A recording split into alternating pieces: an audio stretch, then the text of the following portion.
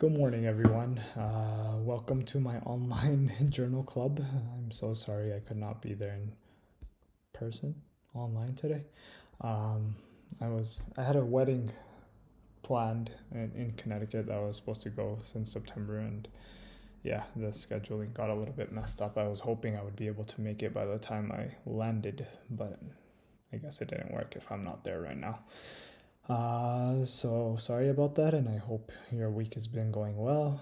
Welcome to my journal club today. The title of my article is Fall Risk and Cardiovascular Outcomes of First-Line Antihypertensive Medications in Nursing Home Residents. The authors are there, and my name is there as well. So why I picked this particular topic or article, let's say, but obviously I'm very fond of the post-acute care setting. Been working a lot with Dr. Ong there, and this is a common conversation we always have regarding patients' fall risk in particular, certain antihypertensives, what are the parameters we want, which medications can we discontinue.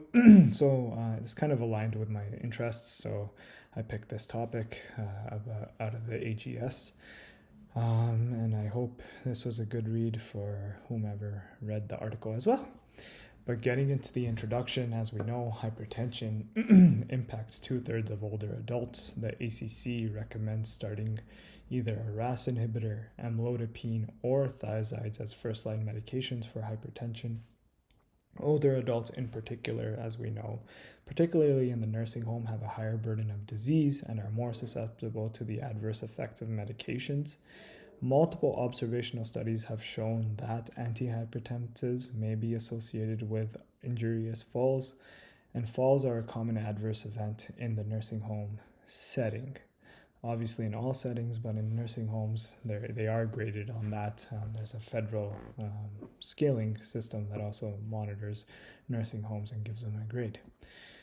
Antihypertensives, as we know, have multiple mechanisms by which they can increase the risk of falls. Thiazides reduce the risk of fractures by inhibiting calcium excretion. Conversely, may lead to particularly acute hyponatremia, urinary urgency, which may increase the risk of falls. A popular study that I feel like everyone quotes all the time is the ALL-HAT, which found that amlodipine in particular was associated with the highest risk of falls. Excluded persons with a higher burden of disease, cardiovascular disease, particularly patients with active symptoms of heart failure, recent cardiovascular episodes, and anything else that would limit life expectancy over a 6-year period. So in particular for this study, the authors wanted to take more at-risk patients, take a look at them, nursing home particular, understanding the role of antihypertensives, and how to mitigate or limit fracture risk. Like we talked about, patients in the nursing home facility may have different cardiovascular benefits they postulated related to antihypertensives due to limited life expectancy. So the objective of this particular study was to compare the rate of falls and short-term cardiovascular events in older adults who initiated a first-line antihypertensive while receiving care in the nursing home. The hypothesis of the group was that patients receiving thiazides would have a greater or higher risk of fall-related injuries and fractures, with no difference in cardiovascular events when compared to RAS inhibitors or amlodipine. So looking at the methods slide with the study, the picture of the study. So it was a retrospective cohort study. They picked patients, nursing home residents who were greater than 65, starting a new prescription or having a new prescription for amlodipine, RAS inhibitors, or thiazides. Data was reviewed through the MDS, which is the minimum data set, which is a federally mandated assessment instrument. Data through nursing assessment at the time of admission and quarterly thereafter. We can access this through PCC for my co-fellows, but there is a section on PCC which has MDS. Data for the MDS, like I said, is primarily ascertained by nurse assessment, including characteristics for like falls, pain, depressive symptoms, cognitive function. So looking at the study, so we can see the cohort selection. So they picked patients with a diagnosis of hypertension within 3 years, of admission to the nursing home, and including time zero. However, they were not treated with any antihypertensive up until that time, which poses questions. I also talked about this article to Dr. Ong, but that poses a lot of questions. Why weren't these patients in that 3-year time span started on antihypertensives? That opens up a lot of boxes as well. And then, like we talked about, resident characteristic assessment, the MDS is what they used. And then, so that was the study. And then the next slide basically just shows different sections of the minimum data set, or the MDS, that nurses go through. And sorry, I didn't touch on this earlier. Any questions, any comments, I'm sure Dr. Ong and me will talk about them later on in the post-acute care setting, but if anyone wants to reach out to me, feel free to.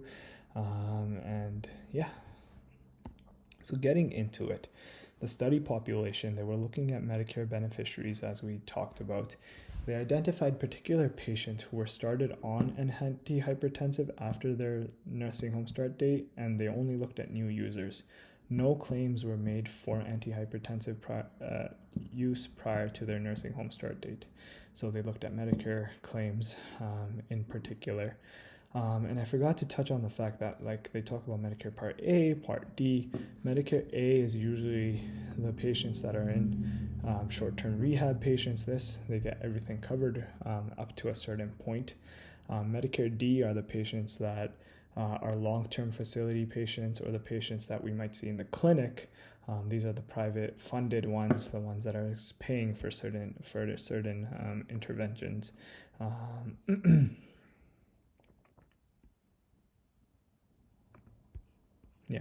So getting back to the study population, they excluded patients who didn't have an MDS assessment or applied for hospice within 180 days of start date. So this also brings up some questions. Why didn't they have another MDS assessment? Did they unfortunately pass away, or were they healthy enough where they only stayed, like our patients that we do see in the post-acute care setting, where they only stayed for like a week or two and they didn't require a reassessment because they just weren't there long enough. Patients using any other hypertensives or any combo medications, patients that were using first-line antihypertensive medications greater than 180 days before the start date, or with concomitant use of other non-first-line antihypertensive agents such as beta blockers. Patients with any contraindications to starting any other primary drugs for the study were also excluded. That included renal artery stenosis, hyperkalemia, and stage renal disease. And then for this study population, patients that were on the RAS inhibitors were the reference group, because many studies, prior literature has shown that these drugs have little impact on falls or fractures.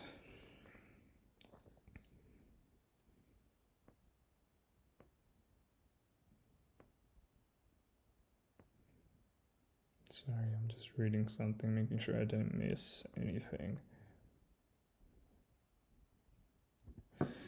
So the outcomes that they looked at. So they looked at nursing home residents who sustained injurious falls and hip fractures. They looked at the data that they collected, and what they looked at to figure this out was hospitalization claims, whether it was a primary or a first secondary claim. This also brings some questions. Why didn't they look at the MDS assessments? Obviously, through this study, they didn't have any objective data. They didn't look at any blood pressure values, didn't look at any physical exams or anything like that. But rather than looking at claims, why didn't they just look at MDS assessments again to see if the nurses were charting any falls or anything like that? Brought up some questions there. They also looked at, so they defined major adverse cardiovascular events as hospitalizations for MI, cerebrovascular events, or CHF. And the follow-up began on day 0, the day that the antihypertensive was started, and continued until the first outcome, as described above: death, Medicare disenrollment, or hospice claim, or 6-month follow-up. Oops. Sorry, you guys can't see what I'm doing, but I actually accidentally went backwards. And they also looked at some subgroups as well, just to look at the safety effect of different antihypertensive regimens in certain subpopulations. Patients with a history of falls, dementia severity, as described there, and transfer dependence, whether they were independent, required a mild assistance, or whether they were totally required assistance on someone. So looking at the results, these are the numbers. They had more than 16,000 new users of antihypertensive medications who were studied over 180 days following newly prescribed antihypertensive. 89% or close to 90% were long-stay residents, and these are how the numbers broke down between the different classes of medications. Characteristics, some common characteristics that they described in a little chart, which I didn't feel like we needed to go over, but I summarized here, were that the amlodipine users were more likely to be African American and more likely to have dementia. RAS inhibitors were more likely to have coronary artery disease, CHF, and diabetes, or active like cardiovascular events, which makes sense based on the clinical data that is out there now. Thiazide users were also more likely to be female, more likely to have osteoporosis for the benefits towards fracture that we have discussed before today. Not before today, but before during the presentation today. So the injurious falls, this is the data that they had. So the hazard ratio for injurious falls in amlodipine users versus the reference group was about 0.85. The confidence interval was 0.66 to 1.08. So that really doesn't go with any associations, or it doesn't tell us much. Same thing for thiazide users. The confidence interval was 0.88 to 1.66, so there's no clear association between one medication for falls based on this data. And then they further looked at patients who experienced a hip fracture, and these are the confidence intervals for amlodipine and thiazide as well. So a little chart that just shows incidence of injurious falls for the different subgroups with the different medications. Short-term cardiovascular events, 300 patients suffered an MI or had a stroke, 613 had heart failure exacerbation, and 770 had a MACE. Heart hazard ratio for cardiovascular events for amlodipine was 0.94, so the confidence interval was 0.81 to 1.10, and the hazard ratio for thiazides was 0.92 with a confidence interval of 0.73 to 1.16. And this is a chart just showing the incidence of major cardiovascular events in different subgroups of medications. Subgroups analyses that they looked at, the results were similar for patients with and without history of falls and regardless of dementia severity. However, patients on thiazides who were dependent on others for transfers had an increased risk of injurious falls. Their hazard ratio was 1.68 with a confidence interval of 1.06 to 2.57. They, however, thiazides were not associated with injurious falls in patients who were independent of transfers.